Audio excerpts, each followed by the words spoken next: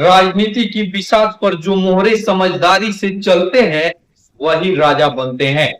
और बिहार में अब सबकी नजर चिराग पासवान की अगली चाल पर है। नमस्कार दोस्तों, स्वागत है आप सभी का राष्ट्र की रौनक चैनल पर। आज हम बात करेंगे बिहार की राजनीति के उस युवा चेहरे की जो तमाम चुनौतियों के बावजूद सुर्खियों में बने रहते हैं। जी हाँ, चिराग पासवान। सवाल यह है कि चिराग की अगली सियासी चाल क्या होगी? क्या वो बिहार की राजनीति में एक नया समीकरण बना पाएंगे? आइए इन पॉलिटिकल पहेली को सुलझाने की कोशिश करते हैं। चिराग पासवान जो कभी बॉलीवुड की दुनिया में अपनी पहचान बनाने की कोशिश कर रहे थे, आज बिहार के सबसे चर्चित राजनीतिक चेहरों में से एक बन गए हैं। रामविलास पासवान की विरासत को संभालना उनके लिए किसी अग्नि परीक्षा से कम नहीं था। पिता की अचानक मौत के बाद न सिर्फ परिवार की जिम्मेदारियां बल्कि पार्टी की बागदौड़ भी उनके कंधों पर आ गई। लोगों ने कहा कि चिराग सिर्फ पिता की विरासत पर राजनीति कर रहे हैं, लेकिन चिराग ने अपनी मेहनत से यह साबित किया कि वो सिर्फ एक नेता पुत्र नहीं बल्कि नेता है। आइए हम आपको बताते हैं चिराग की राजनीति का सफर। चिराग पासवान ने अपने पिता रामविलास पासवान की विरासत को आगे बढ़ाने का फैसला किया, लेकिन बिहार की राजनीति इतनी सीधी नहीं है। यहाँ जदयू, आरजेडी और बीजेपी जैसी मजबूत पार्टियों की गहरी पकड़ है।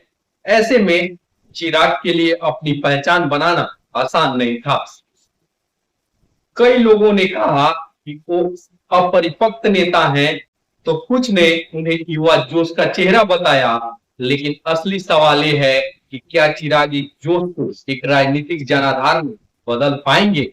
चिराग के सामने सबसे बड़ी चुनौती है अपना वोट बैंक बनाना।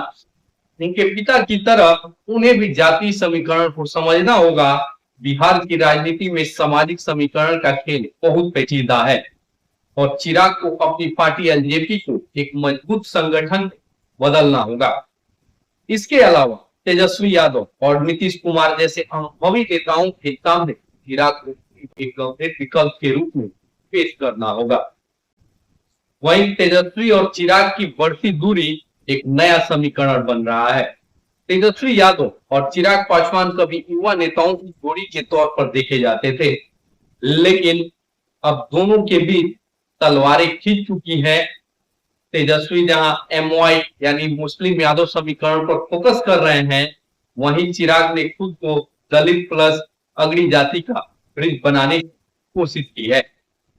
वहीं अगर चिराग राजपूत, ब्राह्मण और भूमियार जैसे स्वर्ण वोटर्स को अपनी तरफ खींचने में सफल होते हैं, तो वो बीजेपी के नेचुरल सहयोगी बन सकते हैं।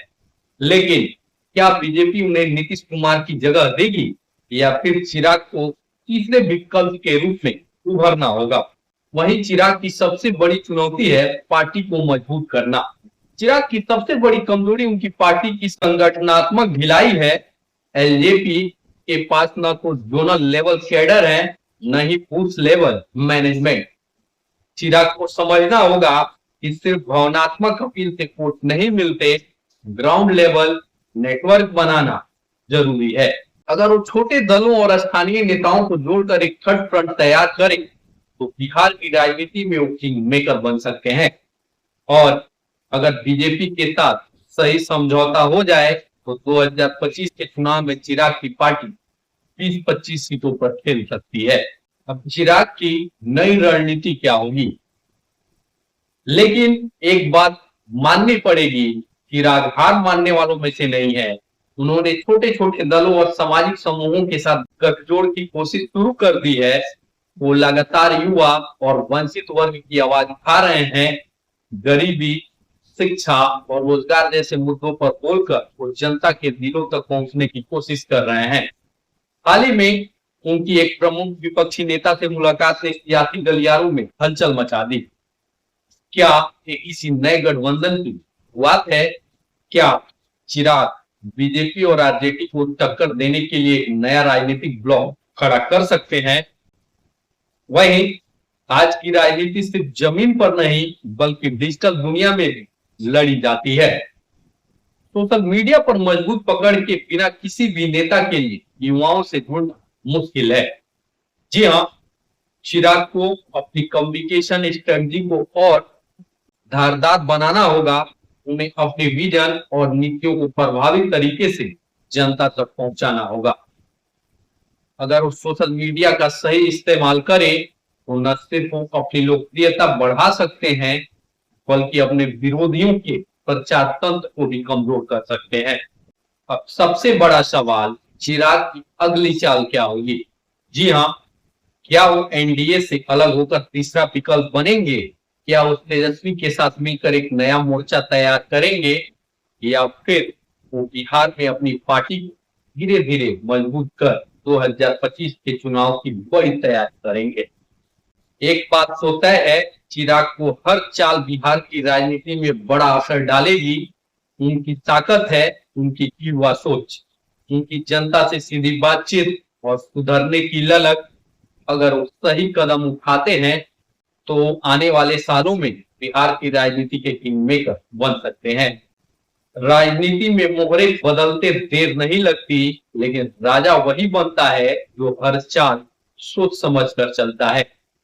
क्या चिराग पासवान बिहार की राजनीति के अगले बड़े खिलाड़ी बन सकते हैं या फिर ये सिर्फ एक गुब्बारा है जो वक्त के साथ फूट जाएगा? ये जवाब तो वक्त ही देगा, लेकिन बिहार की राजनीति इस वक्त चिराग के हर कदम पर नजर गड़ाए बैठी है।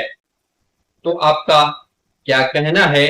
क्या चिराग पासवान बिहार की राजनीति भविष्य बन सकते हैं? कमेंट में अपनी राय जरूर बताएं और अगर वीडियो पसंद आया हो तो इसे लाइक करें, शेयर करें और चैनल को सब्सक्राइब करना ना भूलें। मिलते हैं अगले वीडियो में, तब तक के लिए धन्यवाद।